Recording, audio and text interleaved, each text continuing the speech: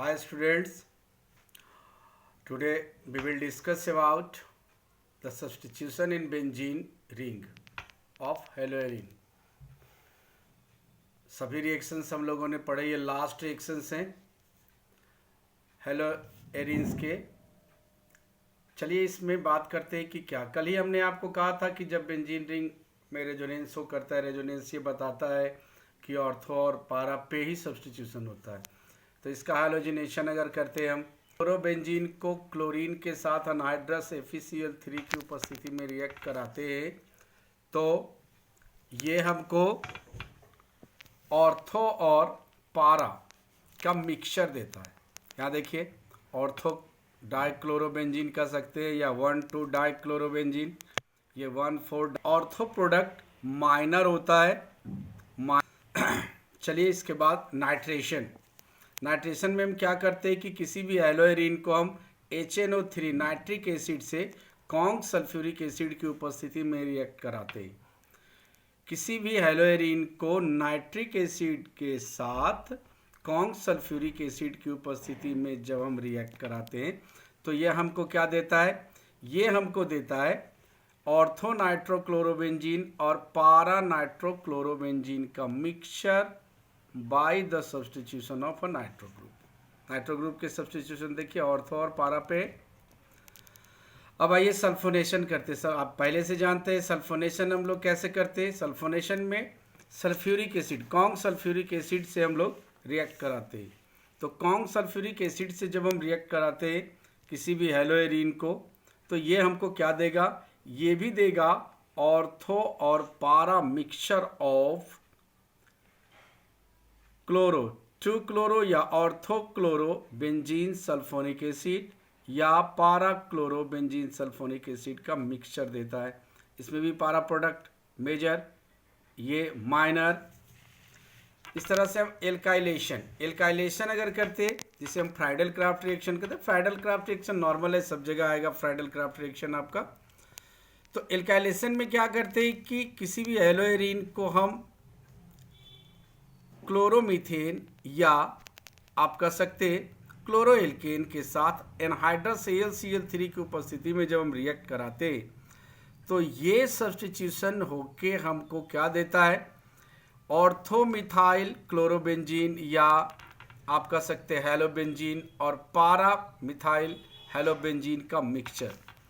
और ये Friedl craft reaction अक्सर फिल इन द ब्लैंक्स में आता है, इसलिए इसको अच्छे से रखना। एसाइलेशन, फ्राइडल क्राफ्ट रिएक्शन, ये भी फ्राइडल क्राफ्ट रिएक्शन जो भी एनहाइड्रस AlCl3 की उपस्थिति में होगा एसाइलेशन कहते हैं इसको, क्योंकि इसे हम एसिटाइल क्लोराइड या हम बेंजीन या हैलोएरिन्स की अभिक्रिया कराते हैं in presence of anhydrous AlCl3 तो ये हमको प्रोडक्ट देता है ऑर्थोक्लोरो एसीटोफिनॉन या पारा क्लोरो एसीटोफिनॉन का मिक्सचर, जिसमें पारा मेजर प्रोडक्ट होता है। हाँ तो स्टूडेंट्स, अब हम लोग ने पूरा रिएक्शन देख लिया हैलोएरिन्स का।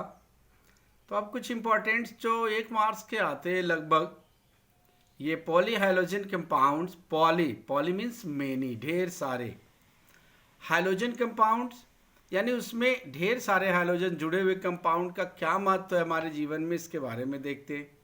सबसे पहला कंपाउंड है डाइक्लोरोमीथेन या मिथिलीन डाइक्लोराइड। डाइक्लोरोमीथेन या मिथिलीन डाइक्लोराइड, फार्मूला CH2Cl2। अब इसको बनाते कैसे? पहले ही आपने बनाया है कि जब मीथेन को क्लोरीन के साथ डिफ्यूज सनलाइट की उपस्थिति में हम रिएक्ट कराते हैं तो हमको क्लोरोमीथेन बनता है, और उसको भी कंटिन्यूअसली अगर हम क्लोरीन के साथ कर दें एक्सिस ऑफ क्लोरीन तो मिथिलीन डाइक्लोराइड प्राप्त होता है। ये कंपाउंड जो है मिथिलीन डाइक्लोराइड ये लिक्विड होता है और इसका यूज हम कहाँ कहाँ करते हैं? ये पेंट रिमूवर के रूप में अच्छा खासा इस्तेमाल है इसका। पेंट रिमूवर के रूप में करते, प्रोपेलेंट के रूप में करते, एरोसोल के रूप में करते, और ये दवाई बनाने के काम में काफ़ी ज़्यादा आता है। लेकिन ध्यान रहे कि इसका टॉक्सिक इफेक्ट बहुत ज़्यादा है। ये टॉक्सिक इफेक्ट ये है कि अगर ये आदमी या जानवर पे ये पड़ जाए तो हाईली ये डेंजरस है। अब ये डैमेज करता है किस किस चीज़ों को, मान लो कान में ये पड़ गया तो कान हियरिंग स्ट्रिंग को समाप्त कर देगा, यानी आदमी बहरा हो सकता है। आंख में अगर डायरेक्टली ये पड़ जाए तो ये कॉर्निया जल सकता है और आदमी अंधा हो सकता है। इसलिए इसकी उपयोगिता है तो जरूर, परंतु इसे सावधानी से उपयोग किया जाता है। आओ अगले कंपाउंड के बारे में बात करते। ट्राइक्लोरोमीथेन, ये आईपीएससी नेम है, जिसे हम जनरली क्लोरोफॉर्म के रूप में जानते हैं। वैसे भी क्लोरोफॉर्म के रूप में तुम लोग अच्छे से जानते होगे। और इसको बनाने के लिए क्या करते हैं, मिथाइल एल्कोहल को क्लोरीन के साथ ऑक्सीडाइज करने पे ये हमको देता है एसिटल्डिहाइड, और एसिटल्डिहाइड को क्लोरीन के साथ अभिक्रिया करने पे हमको 1,1,1 ट्राइक्लोरो एसिटल्डिहाइड देता है। ये ट्राइक्लोरो एसिटल्डिहाइड को जब हम कैल्शियम हाइड्रोक्साइड के साथ रिएक्ट कराते हैं तो ये हमें देता है CHCl3 अर्थात क्लोरोफॉर्म। अब इसकी बात करते हैं कि ये होता कैसा है। ये कलरलेस वायली लिक्विड है और ये सिकी स्मेल, बहुत ही हल्का स्मेल देता है, परंतु इसकी जो सिकी स्मेल है वो आदमी को बेहोश करने के लिए काफ़ी है। तो क्लोरोफॉर्म का उपयोग, वैसे ये बहुत अच्छा सॉल्वेंट है जिसमें हम लोग वाइल्स, फैट्स, बैग्स, ऑर्गेनिक कंपाउंड्स आसानी से घोल सकते हैं। ये नॉन पोलर कंपाउंड है और इसका उपयोग हम लोग रेफ्रिजरेंट R22 के उपयोग में करते हैं, और इसका उपयोग हम एंटीसेप्टिक के रूप में करते हैं सर्जरी में, और जिसमें बेहोशी की दवा में। हालांकि ये इसके बेहोश करने की स्थिति में सर्जरी में जब करते हैं तो ये खतरनाक होता है, इसलिए आजकल इसका इस्तेमाल रोक दिया गया है। फॉर्म को डार्क कलर्ड एयर टाइट बोतल में रखा जाता है। क्यों ऐसा किया जाता है? क्लोरोफॉर्म बहुत ही सेंसिटिव है, बहुत रिएक्टिव है। एयर से यह तुरंत रिएक्ट कर जाता है। इसको एयर के साथ यदि लाइट में रख दिया जाए तो ये एक पॉइजनस कंपाउंड फॉस्जिन बना लेता है, फॉस्जिन, और इसीलिए इसको हमेशा एयर टाइट बोतल में रखा जाता है। एयर टाइट बोतल होना चाहिए, डार्क कलर्ड बोतल होना चाहिए, इसीलिए इसको एयर टाइट डार्क कलर्ड बोतल में रखा जाता है। कार्बन टेट्राक्लोराइड की जब बात करते हो, ये एक कलरलेस वायली लिक्विड है। ये पानी में अघुलनशील है। बनाने के लिए तो बिल्कुल आसान है। क्लोरोफॉर्म को क्लोरीन के साथ अगर डिफ्यूज सनलाइट में रिएक्ट कराते हैं तो ये हमको क्लोरोफॉर्म देता है। ये बहुत अच्छा सॉल्वेंट है। हर जगह क्लोरोफॉर्म को यूज किया जाता है सॉल्वेंट के रूप में, और ये इनर्ट सॉल्वेंट है। ये इनर्ट सॉल्वेंट के रूप में ये किसी तरह से रिएक्शन नहीं करता है, केवल सॉल्वेंट की भूमिका निभाता है। इसीलिए इसको वाइल, फैट्स, रेजिन, बहुत सारी अभिक्रियाओं में आपने देखा होगा कि फ्लक्स किया, रिफ्लक्स करते कैसे, तो CCl4 में घोलकर, CCl4 में घोलकर। क्यों? क्योंकि ये इनर्ट सॉल्वेंट है। इसका क्लीनिजिंग एजेंट के रूप में भी इसका इस्तेमाल करते। ये जो है कई तरह से ग्रीज या अन्य ऑर्गेनिक कंपाउंड्स जो कभी कभी मटेरियल्स पे आ जाते हैं चीज़ों पे, तो उसको हटाने के लिए इसका इस्तेमाल। CCl4 थोड़ा ख़तरनाक होता है, हार्मफुल होता है।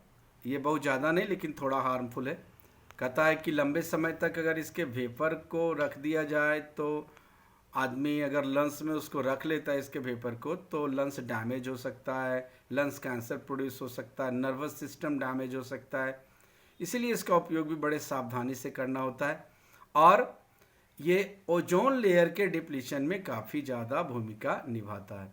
चलिए फिर अगले कंपाउंड की ओर ध्यान लगाते हैं। ट्राई आयोडोमीथेन और आयोडोफॉर्म। हम आयोडोफॉर्म की बात करते हैं। यह आयोडोफॉर्म बहुत ही उपयोगी है, क्योंकि इसका उपयोग हम लोग जनरली कहाँ करते?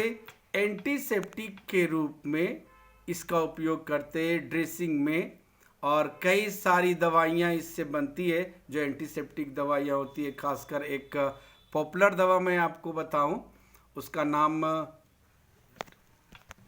बेटाडाइन। बेटाडाइन के फॉर्म में ये आता है जिसमें आयोडोफॉर्म होता है। हालांकि इसकी गंध कुछ अच्छी नहीं होती है, और इसको बनाने के लिए आसान तरीका है, और आगे भी रिएक्शंस में आप देखेंगे हैलोफॉर्म रिएक्शन से इसको बनाते हैं। कहता है कि जब मिथाइल एसीटोन, मिथाइल कीटोन को आप सोडियम हाइपोआयोडाइड के साथ रिएक्ट कराएंगे तो आपको आयोडोफॉर्म प्राप्त होता है।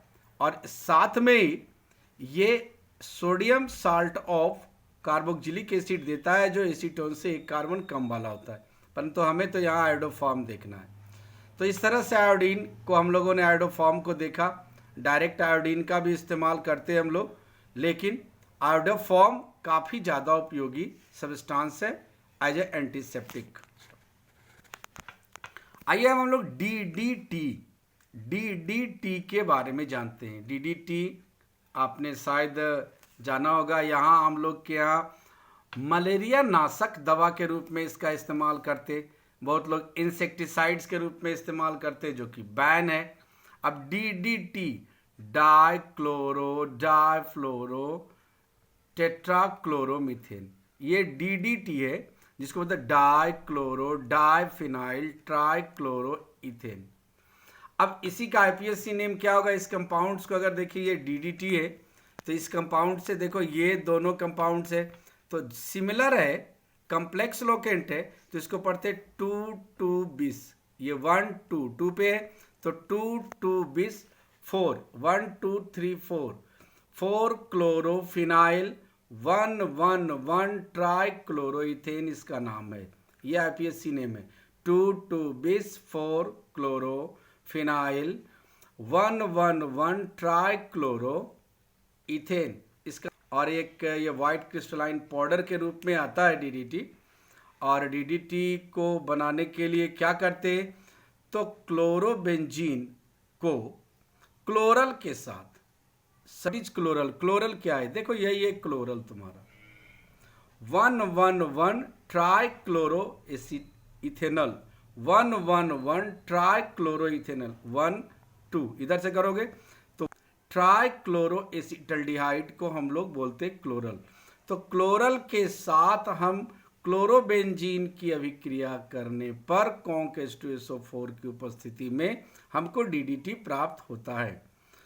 वैसे डीडीटी के बारे में बहुत सारी बातें हैं। ये 1873 में पॉल मूलर के द्वारा बनाया गया था जिसका यूज 1939 में हुआ था। पॉल मूलर को इसके लिए 1948 में नोबेल अवार्ड दिया गया था। डीडीटी काफ़ी इफेक्टिव इंसेक्टिसाइड्स था जिससे शुगर केन तथा फोल्डर क्रॉप्स में बने कीड़े को मारा जाता था। तो इस तरह से डीडीटी के बारे में आपको मैंने बता दिया।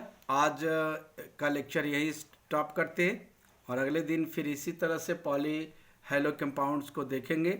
Thank you.